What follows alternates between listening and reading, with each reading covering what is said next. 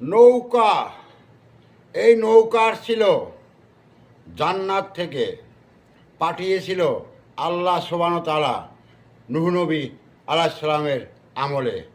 এবং সেই নূহ নবী আলাইহিস সালামকে বলছিল স্বয়ং আল্লাহ যে তুমি পৃথিবীর সকল প্রাণীকে নিয়ে এই নৌকায় উঠো। এই নৌকা যারা উঠবে তারাই বাঁচবে এই পৃথিবীতে। এই নৌকা যারা উঠবে না তারা এই পৃথিবীতে বাঁচবে না। এবং সেই নৌকা যারা উঠছিল তারাই পৃথিবীতে বেঁচে আসে। আর সেই নৌকায় 1971 বঙ্গবন্ধুর হাত ধরে আসছিল বাংলাদেশে, বাংলাদেশকে রক্ষা করার জন্য, এবং বাংলাদেশ রক্ষা হয়েছে। আছে নৌকা, থাকবে নৌকা, বাংলা আছে যতদিন।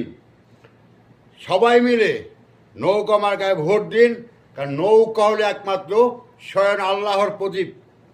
এই প্রদীপ এবং এই প্রদীপকে কেউ ডুবাতে পারবে না, কারোর ক্ষমতা নাই।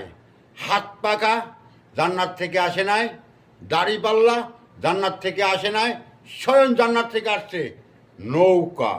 তো আসুন আমরা সবাই নৌকা মার্কায় ভোট দেব, আল্লাহকে সন্তুষ্ট করব, বাংলাদেশকে রক্ষা করব। জয় বাংলা ইনশাআল্লাহ।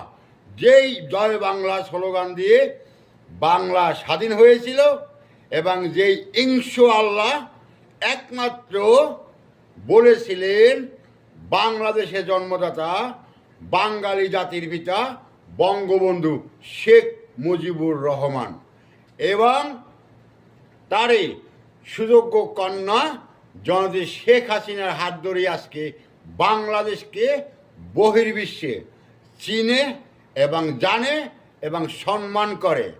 আপনারা জানেন যে মাননীয় প্রধানমন্ত্রী শেখ হাসিনা আজকে 15 মাস বাংলাদেশে নাই, কিন্তু বাংলাদেশের জনগণের জন্য, ক্ষুধার্ত বাঙালির জন্য, ক্ষুধার্ত মানুষের জন্য এত পরিমাণ চাউল স্টক করে রেখেছে। এই ইউনূস তার জঙ্গি সংগঠনকে নিয়ে এখন পর্যন্ত শেষ করতে পারে নাই।